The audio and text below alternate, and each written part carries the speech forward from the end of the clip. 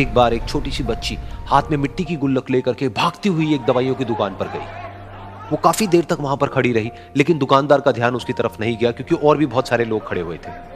उसने दुकानदार को कई बार बुलाया, लेकिन वहां पर भीड़ इतनी थी कि दुकानदार का ध्यान उसकी तरफ गया ही नहीं। और फिर उस बच्ची को थोड़ा सा गुस्सा आया तो उसने अपनी मिट्टी की गुल्लक लेकर के वहीं काउंटर पर जोर से रख दी, जिसके बाद में जो दुकानदार था और जितने भी लोग खड़े थे वो सब उस बच्ची की तरफ देखने लग गए। और फिर उस दुकानदार ने उस बच्ची से पूछा, बेटे आपको क्या चाहिए? तो वो बड़े ही भोलेपन से बोली कि मुझे एक चमत्कार चाहिए। ये सुनकर के दुकानदार को कुछ समझ नहीं आया, ना ही वहां पर जो लोग थे उनको कुछ समझ में आया, और सब उसकी तरफ देखने लग गए। फिर दुकानदार ने बोला, बेटे चमत्कार तो यहाँ पर नहीं मिलता है।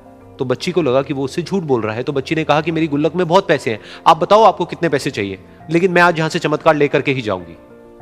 तो वहीं काउंटर पे एक और आदमी खड़ा था, उसने उस बच्ची से पूछा कि बेटे क्यों चाहिए तुमको चमत्कार?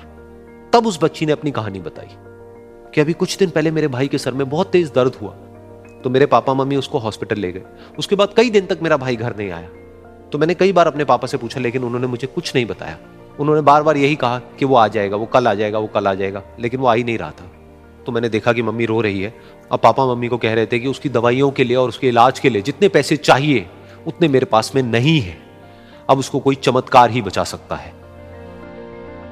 तब मुझे लगा कि अगर मेरे पापा के पास में इतने पैसे नहीं भी हैं तो क्या हुआ, मेरे पास में तो है। तो मैंने जितने भी पैसे जोड़ रखे हैं वो सारे लेकर के मैं इस दवाई की दुकान पर आई। फिर उस आदमी ने उस बच्ची से पूछा, कितने पैसे हैं तुम्हारे पास में? ये सुनते ही उस बच्ची ने अपनी गुल्लक उठाई, जमीन पर फेंकी और तोड़ दी, और पैसे गिनने लग गई। बाकी सब लोग खड़े होकर के उसको देख रहे थे। थोड़ी देर बाद उसने सारे पैसे अपने हाथ में इकट्ठे किए और बोली, मेरे पास में पूरे 19 रुपए हैं। वो जो आदमी वहां पर खड़ा था वो थोड़ा सा मुस्कुराया और बोला कि अरे तुम्हारे पास में तो पूरे पैसे हैं, इतने का ही तो आता है चमत्कार। ये सुनकर के वो बच्ची बहुत खुश हो गई और बोली कि चलो मैं आपको अपने पापा से मिलवाती हूं। बाद में पता लगा कि वो आदमी कोई आम आदमी नहीं था, बल्कि एक बहुत बड़ा न्यूरोसर्जन था, और उसने सिर्फ 19 रुपए में उसके भाई की सर्जरी करी, और कुछ ही दिन बाद वो ठीक होकर के घर वापस आ गया। फिर कुछ दिन बाद वो बच्ची, उसका भाई, उसके पापा, उसकी मम्मी चारों एक साथ बैठे हुए थे और बात कर रहे थे। तो उसकी मम्मी ने उसके पापा से पूछा कि अब तो बता दो ये चमत्कार आपने किया कैसे? तो उन्होंने अपनी बेटी की तरफ देखा और बोले, ये चमत्कार मैंने नहीं, इसने किया है।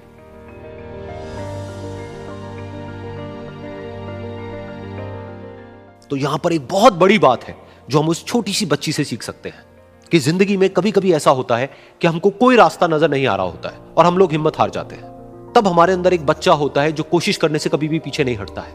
वो हार मानने को तैयार नहीं होता है क्योंकि उसको ना शब्द समझ नहीं आता है।